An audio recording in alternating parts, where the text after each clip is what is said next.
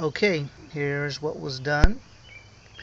This metal plate was put on the bottom. You can actually see found some longer screws to run up into the bottom of the amp case here. So I've got a piece to go basically on both ends. You can see the feet on this side were fine, so we decided just to drill some holes in the end of this metal strip. It goes all the way to the other side. Got my little rubber feet underneath it, still provides some cushion for the amp. This is the one that was actually broken off right here. So that's it. We actually found some carpet to shove underneath it. It was rattling.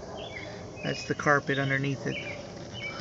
So that's the solution to a broken amp leg. Alright people, see ya.